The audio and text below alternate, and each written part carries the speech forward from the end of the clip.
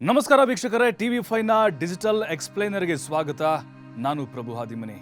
ಇಡೀ ದೇಶವನ್ನೇ ಬೆಚ್ಚಿ ಬೀಳಿಸಿದಂತಹ ಪ್ರಕರಣಕ್ಕೆ ಸಂಬಂಧಪಟ್ಟಂತೆ ಮಹತ್ವದ ಐತಿಹಾಸಿಕವಾದಂಥ ಒಂದು ತೀರ್ಪು ಪ್ರಕಟ ಆಗಿದೆ.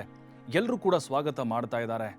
ಘಟನೆ ಬಗ್ಗೆ ವಿವರವಾಗಿ ನಿಮ್ಮ ಮುಂದೆ ನಾನು ಒಂದೊಂದೇ ವಿಚಾರಗಳನ್ನ ಹೇಳ್ತಾ ಹೋಗ್ತೀನಿ. ಅವತ್ತು 2008 ಜುಲೈ ತಿಂಗಳು, ಅವತ್ತು ಅಹಮದಾಬಾದ್ನಲ್ಲಿ ಘನಘೋರ ದುರಂತ ನಡೆದುಬಿಡುತ್ತೆ. ನಡೆಯಬಾರದ ಅಮಾನುಷವಾದಂಥ ಕೃತ್ಯ ನಡೆದುಬಿಡುತ್ತೆ. ರಕ್ತಪಾತಾರಿ ಆಸ್ಪತ್ರೆಗಳು, ಮಾರ್ಕೆಟ್ ಆಗಿರ್ಬೋದು, ಸ್ಕೂಲ್ಗಳಾಗಿರ್ಬೋದು, ಕಾಲೇಜುಗಳಾಗಿರ್ಬೋದು, ಕೆಲವೊಂದಿಷ್ಟು ಜನನಿಬಿಡ ಪ್ರದೇಶಗಳಲ್ಲಿ ರಕ್ತದ ಕೋಡಿನ ಹರಿದು ಬಿಟ್ಟಿರುತ್ತೆ. ಯಾಕಂತ ಹೇಳಿದ್ರೆ ಅವತ್ತು ವಿಧ್ವಂಸಕ ಕೃತ್ಯವನ್ನ ಭಯೋತ್ಪಾದಕರು ನಡೆಸಿರ್ತಾರೆ. ಬಾಂಬ್ ಸ್ಫೋಟ ಪ್ರಕರಣ ಅವತ್ತು ನಡೆದಿರೋದು. ನೋಡಿ, ಆ ಒಂದು ಪ್ರಕರಣಕ್ಕೆ ಸಂಬಂಧಪಟ್ಟಂತೆ 18 ವರ್ಷ ಆದ ಮೇಲೆ ತೀರ್ಪು ಈಗ ಹೊರಬಂದಿದೆ. ಹಿಸ್ಟಾರಿಕಲ್ ಮೂವ್ಮೆಂಟ್ ಅಂತ ಹೇಳ್ಬೋದು. 2008 ಅಹಮದಾಬಾದು 21 ಪ್ರದೇಶಗಳಲ್ಲಿ 70 ನಿಮಿಷಗಳಲ್ಲಿ ದೊಡ್ಡ ಮಟ್ಟದ ಬಾಂಬ್ ದಾಳಿ ಆಗುತ್ತೆ. ಮಾರಣ ಹೋಮ ಸಾಮೂಹಿಕವಾಗಿ, ಚಲ್ಲಾಪಿಲ್ಲಿ ಆಗಿರ್ತವೆ ಡೆಡ್ ಬಾಡಿಗಳು, ಗುರುತು ಕೂಡ ಸಿಗದಷ್ಟು. ನೋಡಿ, 2008ರಲ್ಲೂ ಕೂಡ ಮುಂಬೈ ಅಟ್ಯಾಕ್ ಆಗುತ್ತೆ ತಾಜ್ ವೆಸ್ಟ್ ಎಂಡ್ ಹೋಟೆಲ್ ಮೇಲೆ. ಅಂದರೆ ತಾಜ್ ಹೋಟೆಲ್ ಮೇಲೆ ಅವತ್ತು ದೊಡ್ಡ ಮಟ್ಟದ ದಾಳಿ ಆಗುತ್ತೆ. 106 ಜನ ಪ್ರಾಣ ಬಿಟ್ಟಿರ್ತಾರೆ. ಆಗ ಒಬ್ಬ ಉಗ್ರ ಜೀವಂತವಾಗಿ ಉಳಿತಾನೆ, ಅಜ್ಮಲ್ ಕಸಬ್. ನಿಮಗೆಲ್ಲ ಗೊತ್ತೇ ಇರ್ಬೋದು, ಆ ಕಸಬ್ಗೆ ಏನಾಯಿತು, ಗಲ್ಲು ಶಿಕ್ಷೆಯನ್ನು ವಿಧಿಸಲಾಯಿತು.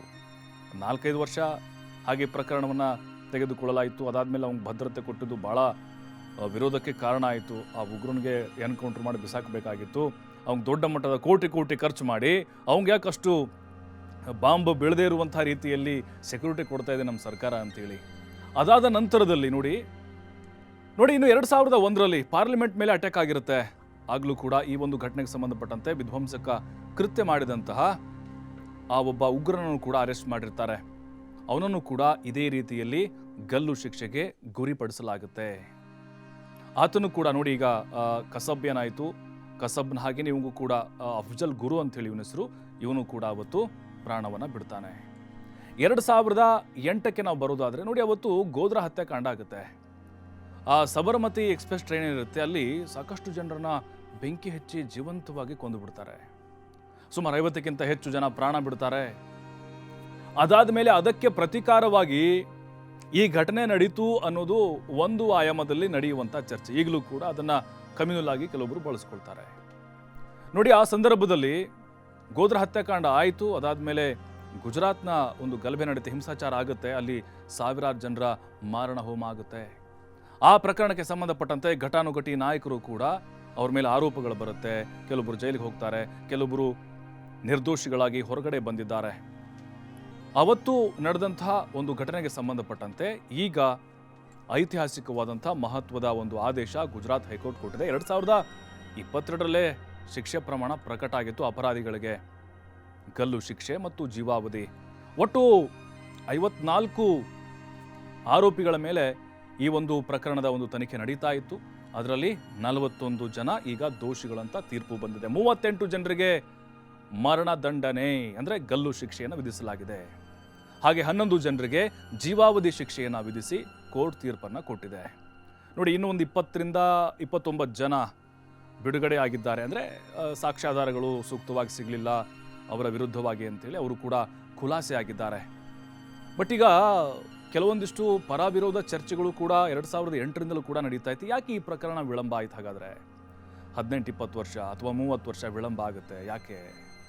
ಅದು ಇಂತಹ ಭಯೋತ್ಪಾದಕ ಕೃತ್ಯಗಳನ್ನು ಮಾಡಿದಂಥವ್ರಿಗೆ ಯಾಕೆ ಆ ಸ್ಪೆಷಲ್ ಟ್ರೀಟ್ಮೆಂಟ್ಗಳನ್ನ ಕೊಡಲಾಗುತ್ತೆ? ನೋಡಿ, ಹಂತ ಹಂತವಾಗಿ ಅವರು ಕೂಡ ಕಾನೂನಾತ್ಮಕ ಹೋರಾಟ ಮಾಡ್ಕೊಂಡು ಬಂದಿದ್ರು.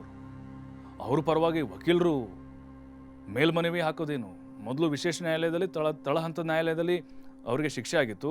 ಅದನ್ನ ಚಾಲೆಂಜ್ ಮಾಡಿ ಹೈಕೋರ್ಟ್ಗೆ ಅರ್ಜಿ ಹಾಕಿದ್ರು ಅವರು. ಹಾಗಾಗಿನೇ ಅದು ವಿಚಾರಣೆ ಮಾಡಿ ನಂತರ ಕೆಲವೊಂದಿಷ್ಟು ಸಾಕ್ಷಿಗಳನ್ನು ಕಲೆ ಹಾಕಿ ವಾದ ಪ್ರತಿವಾದವನ್ನು ಆಲಿಸಿ ತೀರ್ಪು ನೀಡಲಿಕ್ಕೆ ಇಷ್ಟು ವರ್ಷಗಳು ಬೇಕಾಯಿತು. ಬಟ್ ನಮ್ಮ ದೇಶದಲ್ಲಿ ಅಂದರೆ ಭಾರತ ಅಂತ ಬಂದಾಗ ಈ ರೀತಿ ಭಯೋತ್ಪಾದಕ ಚಟುವಟಿಕೆಗಳಿಗೆ ಸಂಬಂಧಪಟ್ಟಂತೆ ಗಲ್ಲು ಶಿಕ್ಷೆ ಅಥವಾ ಮರಣದಂಡನೆ ಆಗಿರೋದು ಬಹಳ ವಿರಳ. ಕಸಬು, ಅಜ್ಮಲ್ ಕಸಬು ಮತ್ತು ಅಫ್ಜಲ್ ಗುರು. ಅದಾದಮೇಲೆ ಇದು ಇತಿಹಾಸ ಯಾಕಂತ ಹೇಳಿದ್ರೆ ಒಟ್ಟಿಗೆ 38 ಜನರಿಗೆ ಗಲ್ಲು ಶಿಕ್ಷೆ ವಿಧಿಸಿದ್ದು. ಇದರ ಹಿಂದೆ 98 ಅಂತ ಅನ್ಸುತ್ತೆ ರಾಜೀವ್ ಗಾಂಧಿ ಅವರ ಹತ್ಯೆ ಆಗಿತ್ತು. ಆಗ ಟಾಡಾ ಕಾಯ್ದೆಯಡಿ ಸುಮಾರು 25ಕ್ಕಿಂತ ಹೆಚ್ಚು ಜನರಿಗೆ ಇದೇ ರೀತಿಯಾಗಿ ಗಲ್ಲು ಶಿಕ್ಷೆಯನ್ನು ವಿಧಿಸಲಾಗಿತ್ತು. ಅದಾದ ಮೇಲೆ ಕೆಲವೊಂದಿಷ್ಟು ವಿಧ್ವಂಸಕ ಕೃತ್ಯಗಳ ಘಟನೆಗಳು ನಡೆದಿದ್ದಾವೆ. ಬಟ್ ಜೀವಾವಧಿ ಶಿಕ್ಷೆನೇ ಬಹುತೇಕ ಕೇಸ್ಗಳಿಗೆ ಆಗಿರೋದು. ಕೆಲವೊಬ್ಬರು ಸತ್ತೇ ಹೋಗಿದ್ರು ತೀರ್ಪು ಬರೋಷ್ಟರಲ್ಲೇ, ಕೆಲವೊಬ್ಬರು ಜೀವಂತ ಇದ್ದರೂ ಕೂಡ ಅವರಿಗೆ ಕ್ಷಮಾದಾನ ಕೊಡಲಾಯಿತು. ಅದಾದಮೇಲೆ ಅವರು ಈಗ ಮೇಲ್ಹಂತದ ಕೋರ್ಟ್ಗಳಿಗೆ ಹೋಗ್ತಾರೆ. ಅದಾದಮೇಲೆ ಡಿಲೇ ಆಗ್ತಾ ಇರುತ್ತೆ. ಇನ್ನೂ ಕೂಡ ಕೆಲವೊಂದಿಷ್ಟು ತೀರ್ಪುಗಳು ಬರಬೇಕಾಗಿದೆ. ಬಟ್ ಈಗ ಚರ್ಚೆ ಆಗ್ತಾ ಇರೋದು ನಮ್ಮ ದೇಶದಲ್ಲಿ ಇಷ್ಟು ವಿಳಂಬ ಆಗಲಿಕ್ಕೆ ಕಾರಣ ಏನು ಅಂತೇಳಿ. ಆಯಿತು, ಒಪ್ಕೊಳ್ಳೋಣ, ಐತಿಹಾಸಿಕವಾದಂಥ ತೀರ್ಪು. ಅವತ್ತು ಸುಮಾರು 54 ಜನ ಸಾವನ್ನಪ್ಪಿದ್ರು, 200ಕ್ಕಿಂತ ಹೆಚ್ಚು ಜನ ಗಾಯಗೊಂಡಿದ್ರು. ಬಟ್ ಈಗ ಕೋರ್ಟ್ ಮತ್ತೊಂದು ಆದೇಶವನ್ನು ಕೊಟ್ಟಿದೆ. ಯಾರೆಲ್ಲ ಮೃತಪಟ್ಟಿದ್ರು, ಅವಾಗ ಬಲಿಯಾಗಿದ್ರು, ಆ ಕುಟುಂಬಗಳಿಗೆ 10 ಲಕ್ಷ ರೂಪಾಯಿ ಪರಿಹಾರ ಕೊಡಬೇಕು ಈ ಉಗ್ರರು. ಅದು 2022 ಒಳಗಡೆ ಮತ್ತೆ 5 ಲಕ್ಷ ಗಾಯಗೊಂಡಂಥ ಕುಟುಂಬಗಳಿಗೆ ಕೊಡಬೇಕು, ಅಥವಾ ಅವರ ಹತ್ತಿರದ ಸಂಬಂಧಿಗಳಿಗೆ ಕೊಡಬೇಕು ಅನ್ನುವಂಥ ಒಂದು ಮಹತ್ವವಾದಂಥ ಜಡ್ಜ್ಮೆಂಟನ್ನು ಗುಜರಾತ್ನ ಹೈಕೋರ್ಟ್ ನೀಡಿದೆ. ನಮ್ಮ ದೇಶದ ಇತಿಹಾಸದಲ್ಲೇ ಇದು ಒಂದು ದೊಡ್ಡ ತೀರ್ಪು ಅಂತ ಬಣ್ಣಿಸಲಾಗ್ತಾ ಇದೆ. ಇನ್ನು ಬೆಂಗಳೂರಲ್ಲೂ ಕೂಡ ನಡೆದಿತ್ತು ಸರಣಿ ಬಾಂಬ್ ಸ್ಫೋಟ ಪ್ರಕರಣ, ನಿಮಗೆಲ್ಲ ನೆನಪಿರ್ಬೋದು.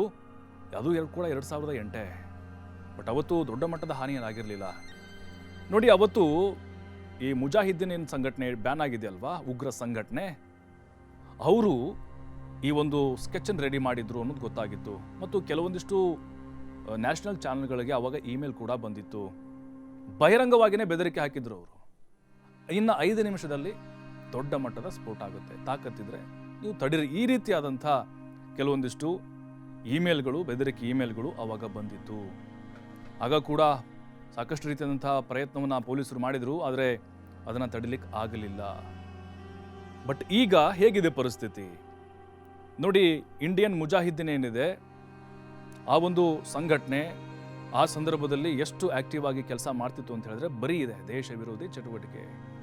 ಅಥವಾ ಈಗಲ್ಲೇನೋ ಒಂದು ಕೋಮಿನವ್ರನ್ನ ಟಾರ್ಗೆಟ್ ಮಾಡಿ ಕೊಲೆ ಮಾಡಿದರೆ ಅದಕ್ಕೆ ಪ್ರತಿಕಾರವಾಗಿ ನಾವು ಅದರ ಹಗೆತನವನ್ನು ತೀರಿಸಿಕೊಳ್ಬೇಕು. ಈ ರೀತಿಯಾಗಿ ಜಿದ್ದಿಗೆ ಬಿದ್ದು ಒಂದು ಬಾಂಬ್ ಬ್ಲಾಸ್ಟ್ನಂತಹ ಈ ಘಟನೆಗಳನ್ನು ಅವರು ಮಾಡಿಸ್ತಾ ಇದ್ರು. ಎಲ್ಲೆಲ್ಲಿದ್ರು ಹಾಗಾದರೆ ಈ ಭಯೋತ್ಪಾದಕರು? ಬೇರೆ ಬೇರೆ ದೇಶಗಳ ಲಿಂಕ್ ಕೂಡ ಅವ್ರಿಗಿತ್ತು. ದೊಡ್ಡ ಮಟ್ಟದ ಫಂಡಿಂಗ್ ಆಗಿತ್ತು ಇವ್ರಿಗೆ. ಗುಜರಾತ್ನವರಿದ್ದರು, ಮಧ್ಯಪ್ರದೇಶದವರಿದ್ದರು, ರಾಜಸ್ಥಾನದವರು ಕೂಡ ಇದ್ದರು. ಇದೆಲ್ಲವೂ ಕೂಡ ಆ ಸಂದರ್ಭದಲ್ಲಿ ಪ್ರಮುಖವಾದಂಥ ಒಂದು ಘಟನೆಯಲ್ಲಿ ಹಾಗೆ ಉಳಿದಿತ್ತು. ಆ ಸಂದರ್ಭದಲ್ಲಿ ಪ್ರಧಾನಮಂತ್ರಿಯಾಗಿ ಮನಮೋಹನ್ ಸಿಂಗ್ ಇದ್ದರು, ಗುಜರಾತ್ನ ಮುಖ್ಯಮಂತ್ರಿಯಾಗಿ ನರೇಂದ್ರ ಮೋದಿ ಅವರಿದ್ದರು. ಆ ಟೈಮ್ನಲ್ಲಿ ರಾಜಕೀಯ ವಿವಾದಗಳಿಗೆ ಕಾರಣ ಆಯಿತು. ಏನಪ್ಪ, ಕೇಂದ್ರ ಸರ್ಕಾರ ಭಯೋತ್ಪಾದಕರ ಬಗ್ಗೆ ಸಾಫ್ಟ್ ಕಾರ್ನ್ ತೋರಿಸ್ತಾ ಇದೆ ಅಂತೇಳಿ ಬಿಜೆಪಿ ನಾಯಕರು ಆರೋಪ ಮಾಡ್ತಾ ಇದ್ರು.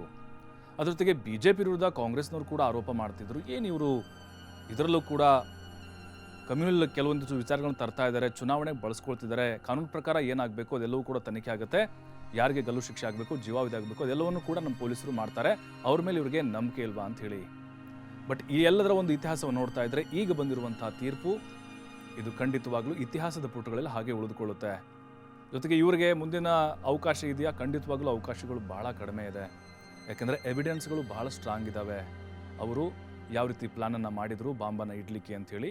ಅದರ ಜೊತೆಗೆ ಈ ಮುಜಾಹಿದ್ದೀನ್ ಸಂಘಟನೆಯ ಕೆಲವು ಸದಸ್ಯರು ಕೆಲವು ಸಂಘಟನೆಗಳ ಜೊತೆಗೆ ನಿರಂತರವಾಗಿ ಅವರು ಸಂಪರ್ಕದಲ್ಲಿದ್ದರು ಅನ್ನೋದು ಗೊತ್ತಾಗ್ತಾ ಇದೆ.